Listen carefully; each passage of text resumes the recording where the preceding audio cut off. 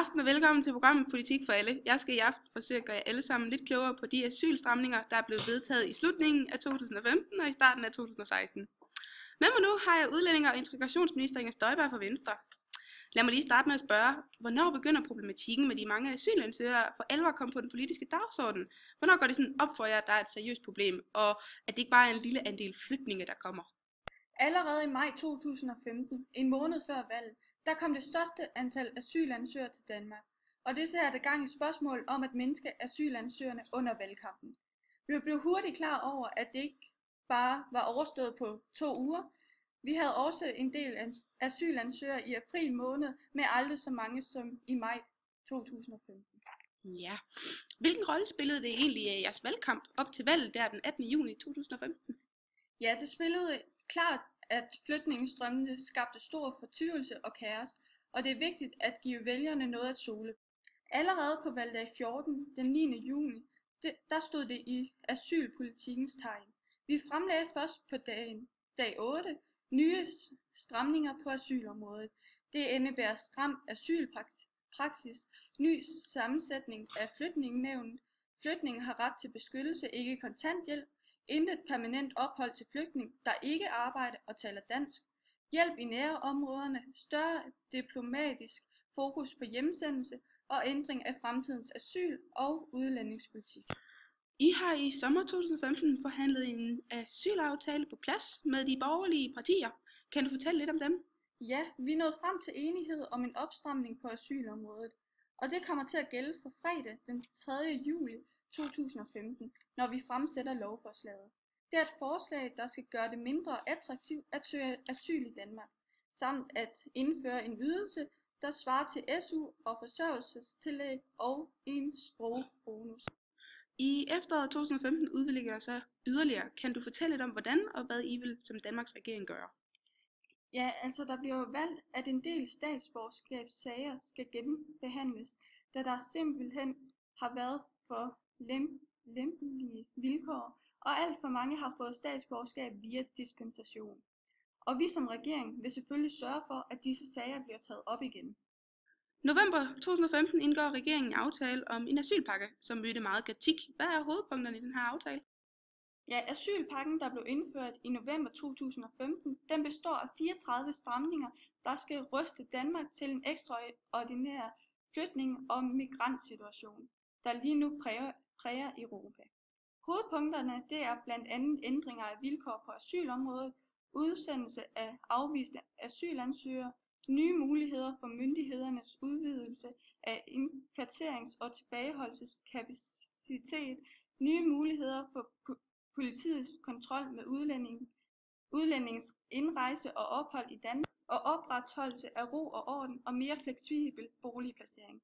Alle disse stramninger bliver indført for at sikre, at vi passer på Danmark. Tak for det, fordi du var med i aften. Det var sødt af dig. Nu skal vi forklare folketingsfasen, som bedre kan se, hvordan partierne har reageret på lovforslaget. Vi har med os jurist Eva Schmidt fra Københavns Universitet. Kan du forklare lidt om lovforslagets behandling? Ja, altså det her lovforslag det blev fremsat allerede den 10. december af Inger Støjberg, som er vores udlændinge- og integrationsminister.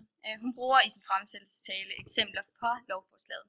Hun snakker blandt andet om familiesamføring og ønsket om at kropsvisitere flygtninge for værdigenstande, og hun snakker derudover om at skærpe reglerne og om at inddrage en flygtningsopholdstilladelse ved ferie eller rejse til dens hjemland. Og til de fleste regeringsforslag, så var der faktisk en bred opbakning, men det lykkedes dog ikke at nå til enighed om den endelige aftale. Hvilke modtagelser har lovforslaget fået under første behandling? Altså man oplever under første behandling, at en del partier faktisk udtaler sig om lovforslaget, og at man kan se, at de partier, som er med i forliget, f.eks.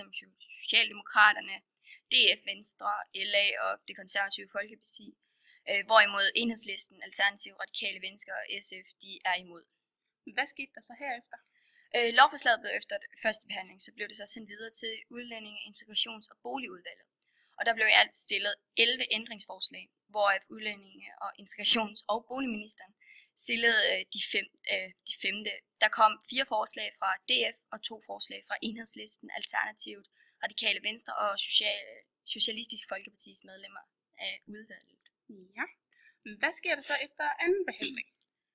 Man stemmer ved andenbehandling om de ændringsforslag, som er fremstillet af et mindretal under udvalgsbehandling. Og til sidst, hvad sker der så under tredje behandling? Ja, ved tredje behandling der er der igen en mulighed for, at de forskellige partiers ordfører kan holde en tale om lovforslaget. Og når de så er færdige med det, så stemmes der om vedtagelsen. Resultatet ved den afstemning, den endte med, at 81 stemte for forslaget, og 27 stemte imod. Og så var der en, der hverken stemte for eller imod. Så er det tid til nogle reaktioner fra udlandet, for de danske asylstramninger er bestemt ikke blevet forbigået. Først har vi korrespondent Stephanie Sirouk med på en telefon fra USA. Hvordan har udlandet reageret på de her stramninger undervejs i forløbet? Selvfølgelig så har de her stramninger skabt rigtig stor debat verden over, og flere store aviser har kritiseret de stramninger, som der er blevet talt om i Folketingssalen. Og selv ved de første stramninger i sidste halvår 2015, de mødte også kritik, inden de overhovedet var blevet vedtaget. Og det samme gælder så også de nye stramninger. Det har simpelthen skabt en kæmpemæssig opsigt verden over, og der er blevet bragt en del kritiske artikler i aviser verden over om de her stramninger. Og en af de overskrifter, som nok er mest ekstrem, den lyder: "Spark dem, mens de ligger ned. Danmark vil tage smykker for syriske flygtninge." Og det er simpelthen en overskrift, der er bragt i den amerikanske avis The Daily Beast. Og flere steder bliver der også draget paralleller til 1930'erne og 40'ernes Nazi-Tyskland, hvor jødernes ejendele blev beslaglagt. Okay, men har der kun været negative meninger om asylstramningerne? Altså hvis der har været nogle positive kommentarer, så er det i hvert fald ikke dem, der er blevet bragt. Det er mest de negative meninger, som der er kommet frem i de diverse aviser verden over. Tak skal du have, Stephanie. Og så skal vi hurtigt videre til en direkte reaktion fra udlandet. Vi har nemlig fået Adrian Edwards, som er talsmand for UNHCR, som er FN's flygtningestyrelse, med på en telefon. Det betyder så, at jeg nu vil slå over i engelsk. How has the UNHCR reacted to the new Danish asylum law? UNHCR is of course concerned by recent measures proposed by the government of Denmark with regard to asylum seekers, especially in the sort of time when the need for solidarity and responsibility sharing at the EU level really is the first priority. But what do the UNHCR say to Danish police right to confiscate valuables from asylum seekers?